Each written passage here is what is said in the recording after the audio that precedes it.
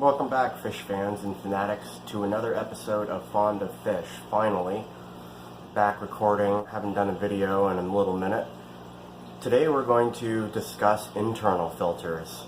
I'm going to do a separate video at some point about external filters, and this is a topic that gets brought up quite often, about what type of filter is best for my tank. And in my opinion, almost any type of filter can be best for your tank, depending on its design, but you have to maximize it by customizing with your own filter media, which tends to be the best option.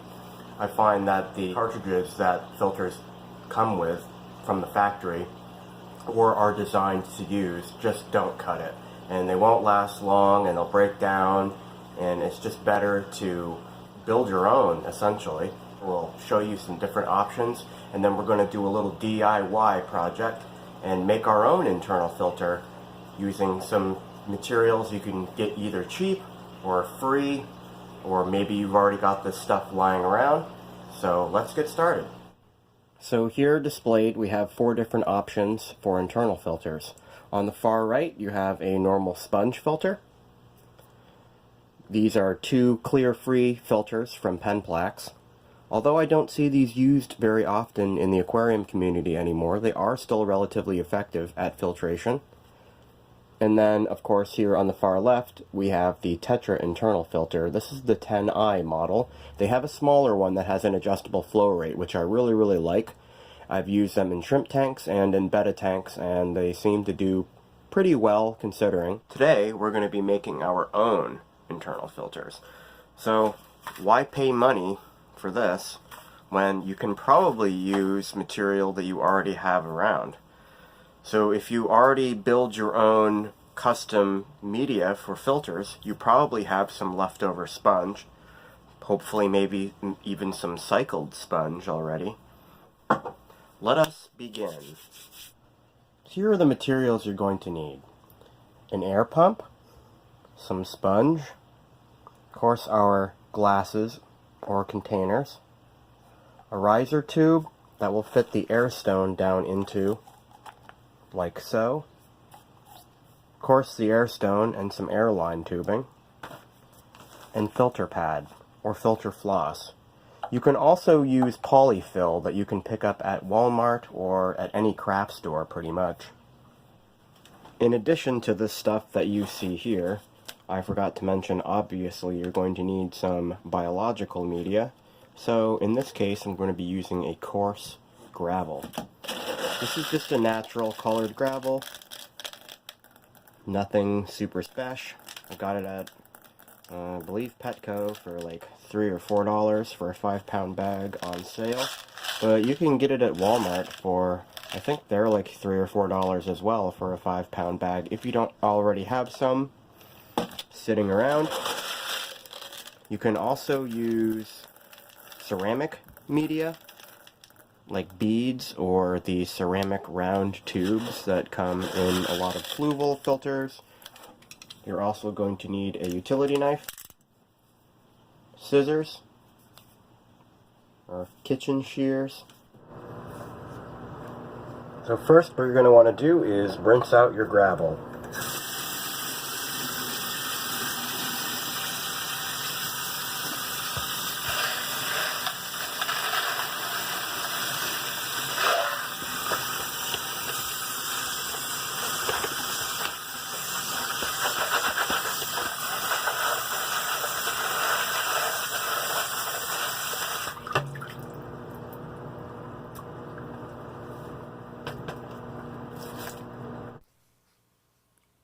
So here you can see me adding the gravel right to the jar. I made this mistake the first time around, but what I soon realized was that I have to put the riser tube down in as flush with the bottom of the jar as I can get it. And later on in the video you will see me correcting myself and drilling some holes at the bottom of the riser tube all around it. And that's what you want to go ahead and do. You don't want to put the gravel in first. You want to put the riser in first and then put the gravel in all around the riser tube until it fills up about 1/3 of the way of the jar. just like so. Now here comes the slightly tricky part. So if you're like me and you have just a big block of aquarium sponge, you're going to need to figure out a way to get this cut to go down in the middle over here. So what I'm going to do is I'm going to cut it in half going this way, and then I'm going to cut it round and as close to the shape of this as I can get it.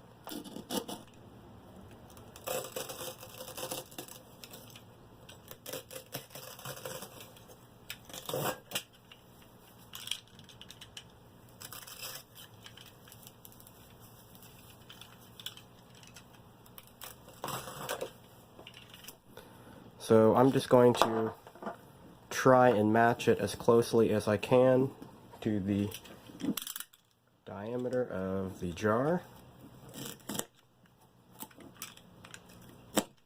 It's okay if you don't get it completely perfect, because either you can trim it to fit later on, but pretty much as long as you get it about close, you should be fine. Probably should have grabbed a cutting board, but I don't really care about this table. So, now you're going to cut your hole in the center.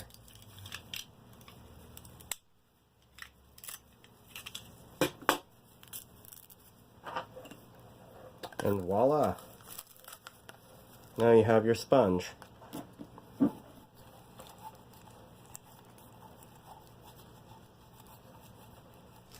Next step is to cut your filter floss.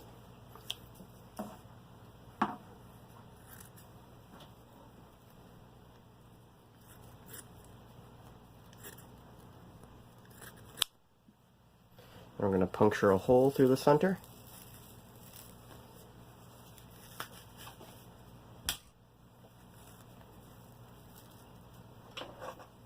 And put it down over our riser tube.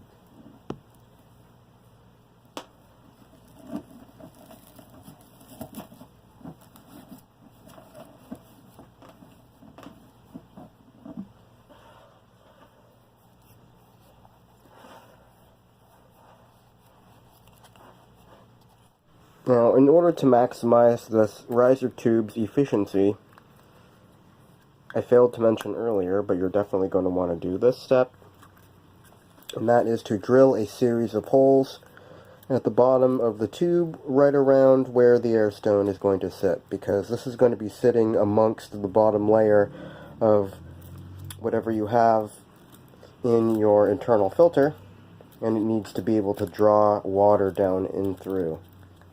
So there is that, just so you can see. Hopefully you can. I just kind of did it really messy and randomly, but if you want to, you can make yours more uniform. And here is the internal filter all installed and in action. I put it in the corner there to replace the sponge filter that I had in here previously that was starting to fall apart. So as you can see, or maybe can't see because I put that fake plant in the way, but I did change things up a little bit. I left the gravel at the very bottom, but I put the floss in the middle and the bio sponge at the very top layer.